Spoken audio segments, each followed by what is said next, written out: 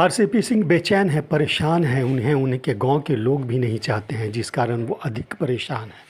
और रही बात बिहार की, तो बिहार इस बार भाजपा मुक्त, बल्कि पूरा हिंदुस्तान इस बार भाजपा मुक्त बनेगा। क्या कह रहे हैं श्रवण कुमार, ये सुनिए उनकी बात। करते हैं, एक्शन मोड में दिख रहे हैं। उन्होंने कहा है कि हमारी बेटी जवाब देगी, हमसे लड़ने का औकात नीतीश कुमार को नहीं। नहीं, आरसीपी साहब एक्शन मोड में नहीं है, रिएक्शन मोड में है।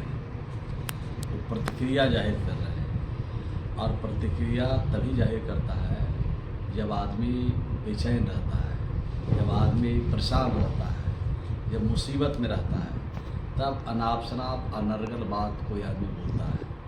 तो बेचैनी में है, परेशानी में है। जहाँ राष्ट्रीय अध्यक्ष किसी पॉलिटिकल पार्टी के हो रहे हैं और अब उनको नीचे के स्तर के लोगों को, जिसको कई लोग ऐसे हैं जिनको उन्होंने उनके बराबर क्या, उनके बसका के भी बराबर नहीं है, उनके नेतृत्व में उनको काम करना पड़ेगा। तो बेचैनी में है, परेशानी में है, मुसीबत में है। और इस मुसीबत से उबरने के लिए अनाप शनाप नीतीश कुमार जी पर आरोप लगा रहे हैं। मैं समझता हूँ कि उनका आरोप जो है बेबुनियाद है, सत्य से परे है। और जहाँ तक अपने बच्चों के बारे में कह रहे हैं, तो बच्चों को राजनीति में नहीं घसीटना चाहिए। बच्चे उनके भविष्य है, उनके परिवार के भविष्य है, अच्छे ओहदे पर है। तो बच्चों को इस तरह के काम में घसीटने की कोई ज़रूरत नहीं है।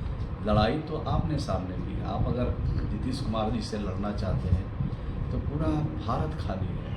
अब नीतीश कुमार जी को पसंद करने वाले पूरे देश में हैं। अब उनको पसंद करने वाले उनके गांव में भी नहीं है। जो उनके गांव के लोग हैं वो भी उनसे नफ़रत करते हैं। तो पहले तो अपने गांव के लोगों से जो नफ़रत है, वो नफ़रत को प्यार में बदले, भाईचारा में बदले, आपसी मिल्लत में बदले, तब देश और दुनिया को रास्ता दिखाएं तो श्रेष्ठ करें।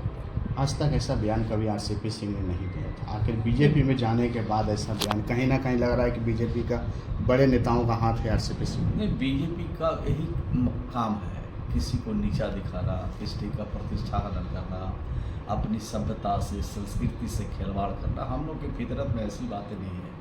हम लोग तो अपनी सभ्यता की रक्षा करना चाहते हैं, करते हैं। हम लोग अपने संस्कार को नहीं भूल सकते हैं। हम लोग किसी पर ओछी टिप्पणी नहीं कर सकते हैं।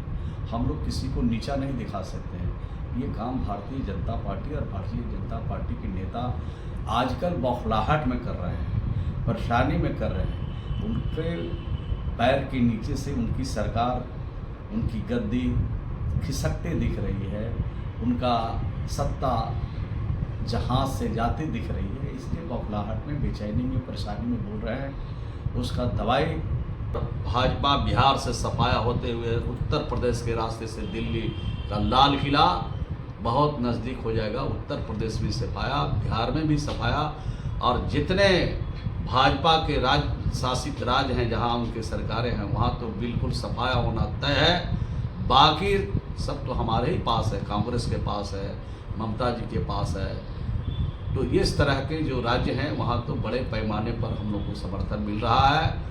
और भाजपा 2024 में समाप्त हो जाएगी और भाजपा से भारत मुक्त हो जाएगा। अच्छा, आने वाला चुनाव, लोकसभा चुनाव लड़ने से श्रवण कुमार लड़ेंगे, आपने अभी कहा है कि। मैंने तो कहा वो एमपी है, अगर लड़ना चाहे तो आके लड़ के देख लें। अगर जमानत जब्त नहीं हो गया तो समझ लीजिए क्या होगा। आरसीपी को एक तो टिकट नहीं कहीं से देगा। उनको जिस तरह से वो गए हैं, उनकी औकात को, उनकी हैसियत को भारतीय जनता पार्टी ने समझ लिया। 100 गाड़ी लेके चलते थे तो 50 लोग कहीं जमा करना कर देते थे। माला यहीं से उनके नेता ले जाते थे, वही माला उनको पहनाया जाता था। यहीं से पैसा जाता था, वहाँ पर भोजन का इंतजाम और नाश्ता का इंतजाम होता था। आप लोग से कोई बात छिपा हुआ है? आप लोग को सब बात पता है, हमसे बेकार में पूछते हैं। आप ही लोग चलाइए कि कैसे कैसे खेला होता था। आप नालंदा में घूमे तो उनको लोगों ने नकार दिया, और आने वाले दिनों में और उनको नकारेगी, क्योंकि भाजपा का दामन थामे हैं। अब भाजपा की उल्टी गिनती शुरू हो गई है। अब 2024 में अंगुलियों पर गिने हुए उनके लोकसभा में सांसद। देखिए, भारतीय जनता पार्टी जानती है उनके अंदर क्या तासीर है। पूरी बात उनको समझ चुकी है। भारतीय जनता पार्टी से उनका इस्तेमाल आज से नहीं कर रही है। भारतीय जनता पार्टी 3 सालों से इस्तेमाल कर रही है उनका, और इस्तेमाल करते करते वो समझ चुकी है भारतीय जनता पार्टी ये फ्यूज बॉल है, ये जलने वाले बॉल नहीं है। और ये चुनौती देते हैं नीतीश कुमार जी को। कौशलेंद्र कुमार जी जो नालंदा के सांसद है, 3 बार सांसद रहे, उनको हिम्मत है। अब भारतीय जनता पार्टी को मैं चुनौती देता हूँ कि उनको टिकट दे के देखें। मुझे नहीं लगता है कि उनको कहीं से टिकट मिलेगा, लेकिन अगर हिम्मत है भारतीय जनता पार्टी में और उनके लीडरशिप में, तो उनको टिकट देखे, नालंदा से देखे। कौशलेंद्र कुमार से 3 लाख वोटों से ज़्यादा अंतर से नहीं जीतेंगे तो हम लोग राजनीति से संन्यास लेंगे। क्या औकात की बात करते हैं आरसीपी से? अरे भाई, नीतीश कुमार जी कहाँ?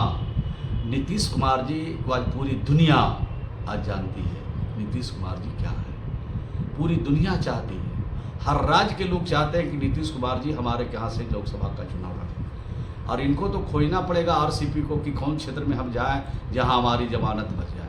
उनकी जमानत बचने वाली नहीं है। बिहार के किसी लोकसभा से कहीं से भी वो लड़ेंगे, उनका जमानत बचने वाला नहीं। अच्छा, आपने ये भी कहा अभी कि यूपी से भी चुनाव लड़े नीतीश कुमार का, वहाँ जनता की मांग है। प्रभारी मंत्री हैं आप यूपी, क्या मानते हैं? जनता चाहती है कि नीतीश कुमार जी यूपी से चुनाव लड़े और यहाँ से नॉमिनेशन करके चले जाएं। हम लोग नॉमिनेशन करके चले जाएं, देश भर में घूमें, लोगों को बलवंत करें। यहाँ आने की ज़रूरत भी नहीं है। सर्टिफिकेट हम लोग पहुँचा देंगे, उनको जहाँ रहेंगे वहीं सर्टिफिकेट पहुँचा देंगे। ये विश्वास के साथ वहाँ के लोग मिलते हैं। और आरसीपी तो अभी आए हैं इसमें, तो उनको टिकट वो नहीं देगा, और दे दिया तो वैसे ही जगह से देगा जहाँ 3 लाख वोट से ज़्यादा से हारेंगे, जमानत उनकी बचने वाली है। कितना चुनौती रहेगा जेडीयू के लिए? जेडीयू के लिए कोई चुनौती नहीं है। महागठबंधन एक के विरुद्ध एक चुनाव लड़ेंगे और भाजपा का बिहार से बिल्कुल सफाया हो जाएगा। और भाजपा बिहार से सफाया होते हुए उत्तर प्रदेश के रास्ते से दिल्ली का लाल किला बहुत नज़दीक हो जाएगा। उत्तर प्रदेश में सफाया, बिहार में भी सफाया, और जितने भाजपा के शासित राज्य हैं जहां उनके सरकारें हैं वहां तो बिल्कुल सफाया होना तय है। बाकी सब तो हमारे ही पास है, कांग्रेस के पास है, ममता जी के पास है। तो इस तरह के जो राज्य हैं वहाँ तो बड़े पैमाने पर हम लोग को समर्थन मिल रहा है। और भाजपा